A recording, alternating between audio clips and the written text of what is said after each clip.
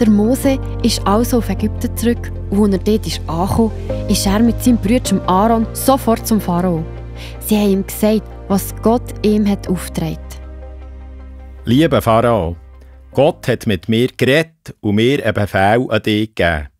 Du sollst alle Israeliten, die für dich arbeiten müssen, sofort freilassen, dass sie fortziehen können. Der Pharao hat das natürlich nicht sofort akzeptiert. Nein, sicher nicht. Das könnt ihr gerade vergessen. Wer macht denn sonst die ganze Arbeit für mich? Der Mose war entmutigend, aber er hat Gott weiter vertraut.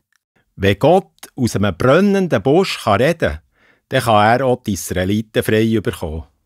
Gott hat an Mose gesagt, dass er den Pharao bestrafen wird, sodass er begreift, dass Gott die Macht auf dieser Welt hat.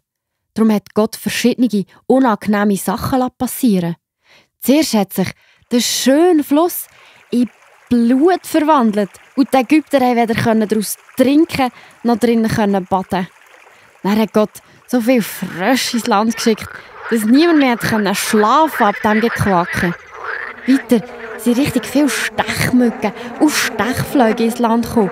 Und es ist darum richtig ungemütlich geworden.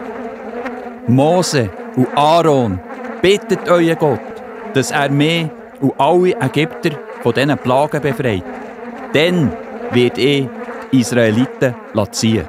Immer wieder hat aber der Pharao seine Meinung wieder geändert. Er hatte einen Dickkopf und hat gleich nicht nachgegeben. So hat Gott weitere Strafen geschickt. Kühe und Schafe mussten sterben. Die Ägypter haben Geschwür und Blattern am ganzen Körper bekommen. Und der grösste Hagelsturm, der je war, hat alle Pflanzen auf den Feldern zerstört. Pharao, wie lange stellst du dich noch quer und willst das Volk von Gott nicht freilassen?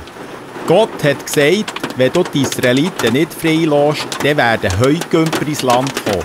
So viele Heugümper, dass man den Boden nicht mehr sehen kann. Der Pharao hat noch immer nicht auf Gott hören.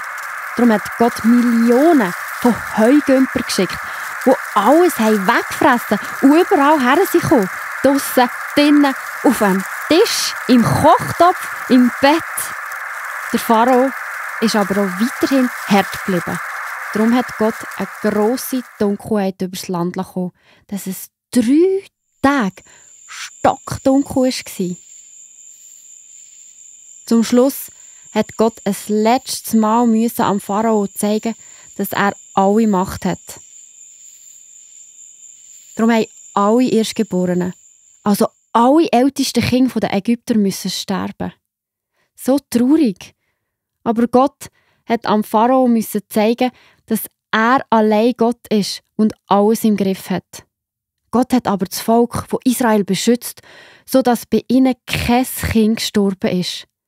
Wenn du also auf Gottes Seite bist, dann bist du auf der richtigen Seite.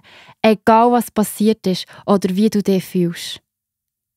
Mose und Aaron, zieht so schnell wie möglich los und verlasst unser Land. Wenn ihr länger bleibt, sterben wir vielleicht noch alle. Endlich hat der Pharao das Volk ziehen. Die spannende Reise durfte losgehen. Die Israeliten sind losgelaufen, so schnell wie sie konnten. Sie haben sich mega gefreut und waren aufgeregt. Aber was, wenn der Pharao mit seinem sturen Kopf ihnen doch noch hinterher kommt? Ja, sie haben den Pharao mittlerweile gut gekannt. Und das ist dann auch tatsächlich passiert. Was haben wir nur gemacht? Warum haben wir die Israeliten nur freigelassen? Wir brauchen Arbeiter. Die dürfen nicht gehen. Los, Soldaten, wir müssen hinten nachher. Oh je, meine. Die Soldaten vom Pharao haben die Israeliten fast eingeholt. Genau, wo die Israeliten vor einem riesigen Meer waren, waren sie in Klemme. Habt keine Angst, verliert nicht den Mut. Ihr werdet heute erleben, wie Gott euch rettet. Der Mose hat Gott vertraut, dass er das Volk nicht im Stich lässt. Und da hat Gott auch schon zu ihm geredet. Hebt die Stab auf und streckt ihn übers Meer.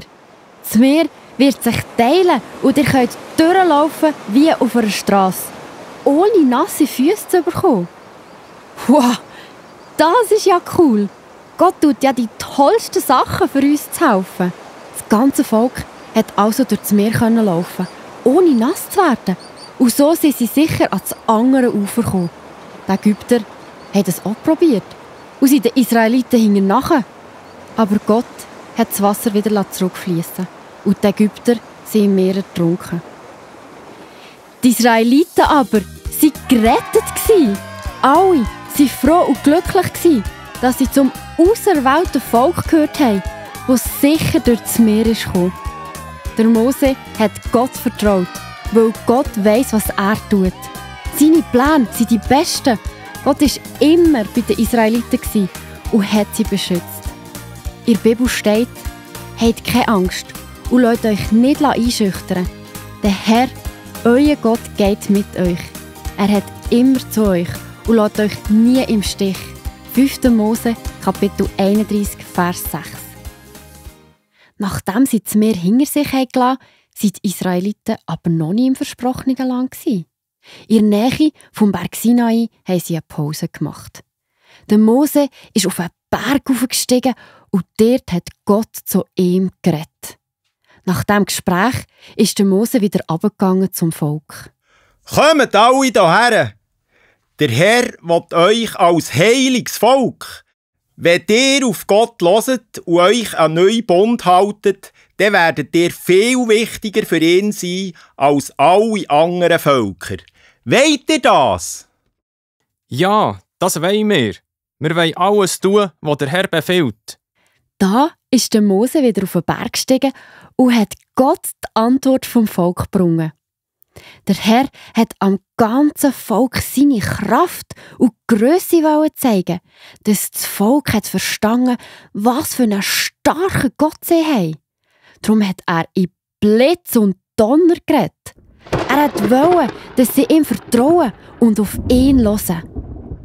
Er hat sein Volk sehr geliebt und hat ihnen Gebote geben, die ihnen helfen sollen, ein zufriedenes Leben mit wenig Streit und Angst zu haben. Gott hat die 10 Gebote auf 2 Steintafeln geschrieben. Das iPad ist also keine neue Erfindung, sondern nur eine Modernisierung von Gottes Steintafeln. Die Gebote, die haben so getönt. Gott ist unser Gott und es braucht keinen anderen Gott neben ihm. An einem Tag in der Woche sollen wir unseren Alltag auf die Seite tun und ihn bewusst ehren. Das ist der Sonntag. Wir sollen unseren Eltern Respekt zeigen, auch wenn sie nicht perfekt sind. Wir sollen unsere Mitmenschen nicht belügen, bestellen und ihnen auch sonst nichts Böses antun. Und was ist, wenn wir dann gleich mal etwas falsch machen? Ist Gott dann böse auf uns? Wir sind ja nicht perfekt. An das hat Gott auch gedacht. Darum hat er ihnen sogar erklärt, was sie machen können, wenn sie etwas falsch gemacht haben. Indem sie einen Ochs oder ein Schaf getötet und verbrannt haben, hat Gott ihnen den Fehler vergeben und sie konnten normal weiterleben. Das hat dann ein Opferbringen geheissen. Der Mose hat also das Volk beruhigen und hat ihnen immer wieder gesagt, dass Gott gut ist und auf ihrer Seite ist. Darum darfst auch du beim nächsten Gewitter daran denken. Du musst keine Angst haben, sondern darfst dich daran erinnern, dass das die starke Seite von Gott ist und er dich liebt und dir hilft.